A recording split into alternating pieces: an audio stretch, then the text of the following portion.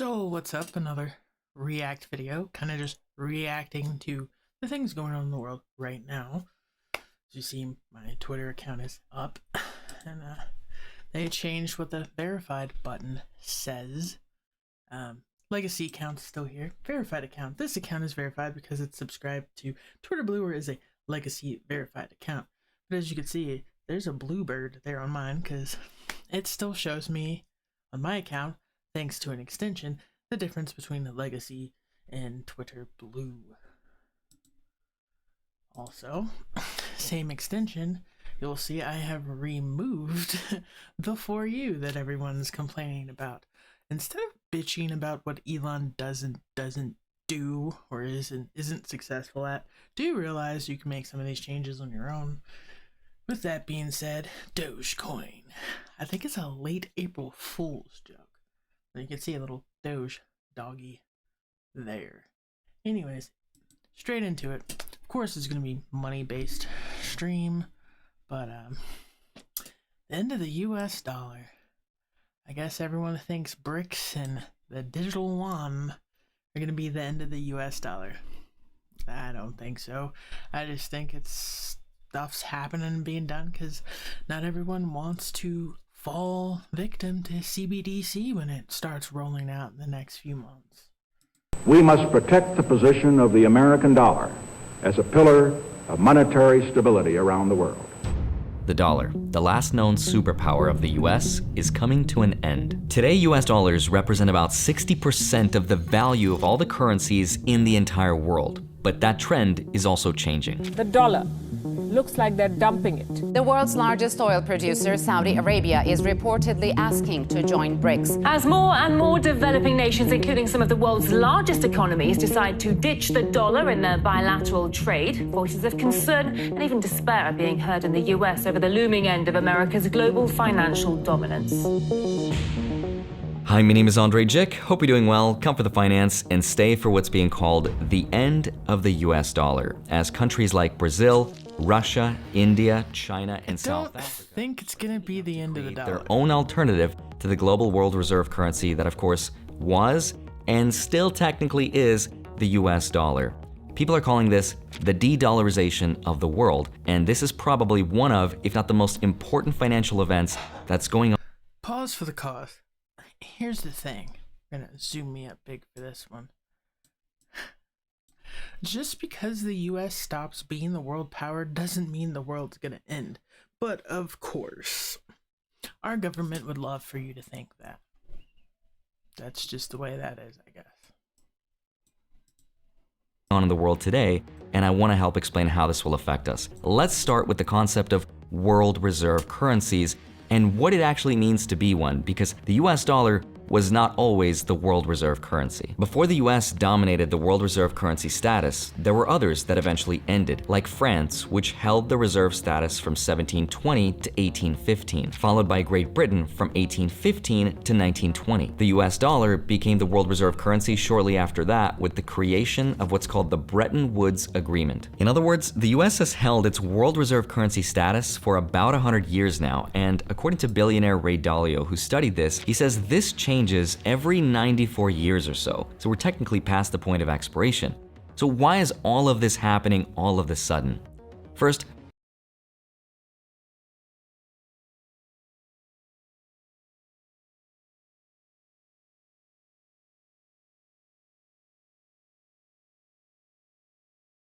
what is a world reserve currency, and why does the world need one? Once a currency becomes a global world...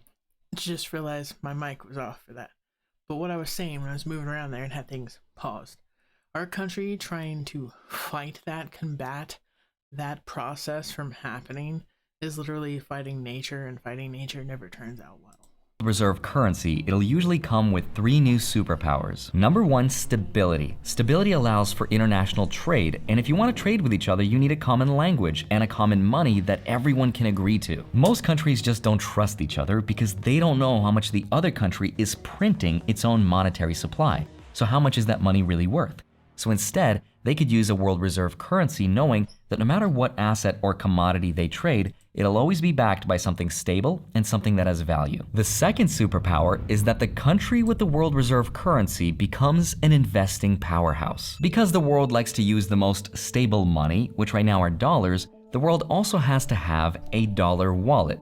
Those are called foreign exchange reserves, which are partially held in dollars. But just like every other US bank, not every country will use all the money inside its dollar wallet. So what it doesn't use, it will then invest into US treasuries and securities. Countries like Japan, China, and the UK are some of the largest holders of US assets through their foreign exchange reserves. And all in all, the US has anywhere between $7 to $8 trillion worth of foreign investment.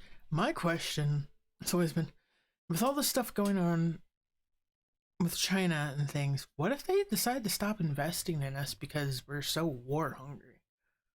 Like, the only reason we really thrive so much is because of China's investment in us and Chinese manufacturing, and you see where I'm going here.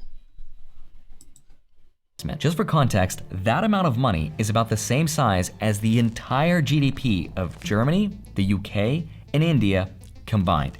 Now, the third superpower of the US dollar is the dollar's exclusive ability to buy oil. Shortly after World War II, since the US was pretty much the only standing superpower left, it created something called the Bretton Woods Agreement, which essentially tied all currencies around the world to the US dollar, and the dollar became extremely powerful. But a couple decades later, something happened in 1971. The US ran out of money. In 1971, President Richard Nixon announced to the And I believe this is when we unpegged the US fiat currency we call the dollar from the gold standard.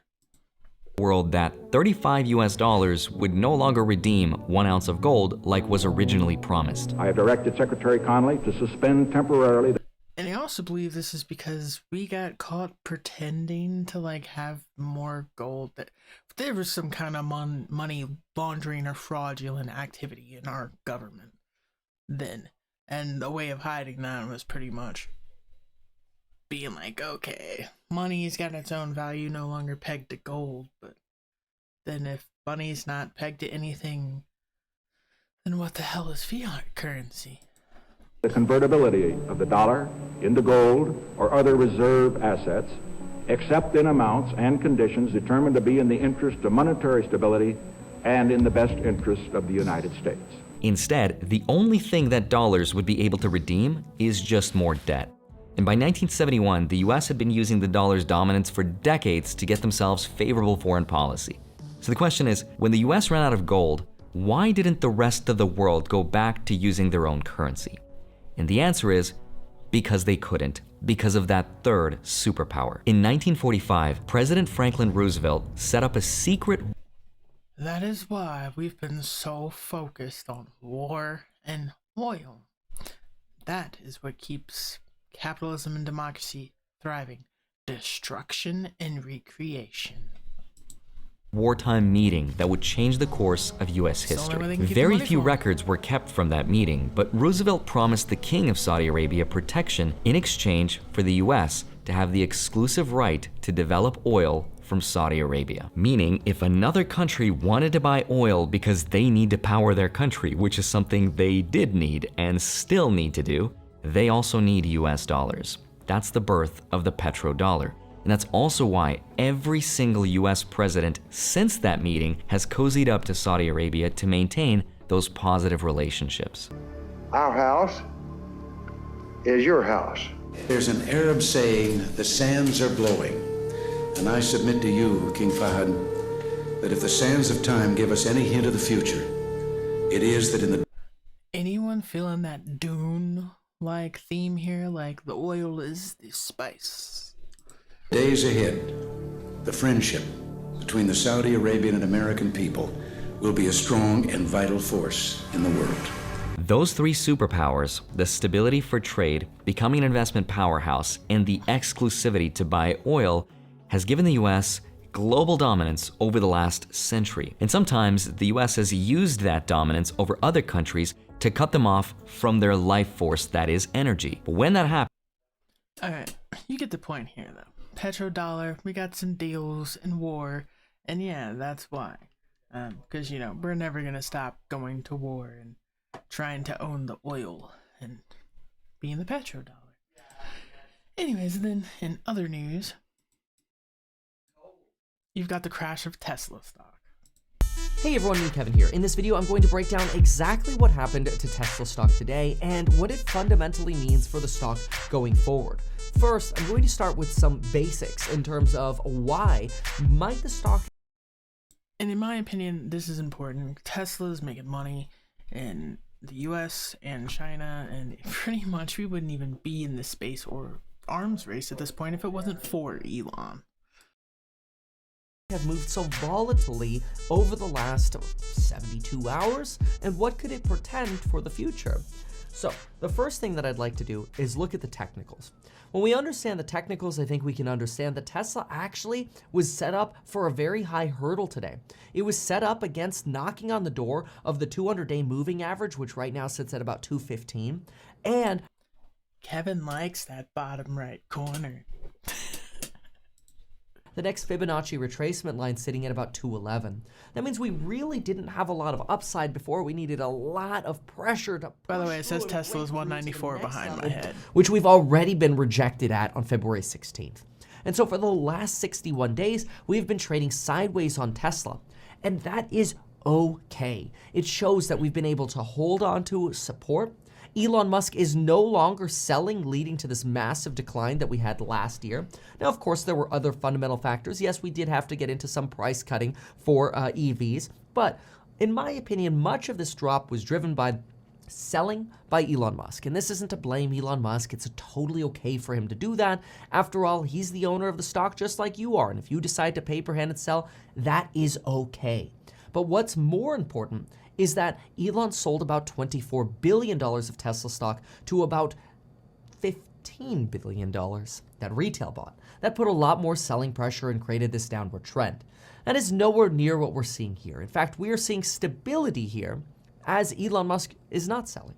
But not only are we seeing stability, but if we actually undo the information of the average candlesticks, we can see that we ran up about the 6% that we lost today. We ended up closing at about 207.79 on Friday. The day before, we were sitting at a close of 195.28, which is So, in other words, clickbaity title, Tesla stock's not falling, it's doing just fine. But yeah, I mean, he made some investments. He bought Twitter, and well, we all know how Twitter's going. Leave it at that. It's a whip, work in progress, and till next time, later.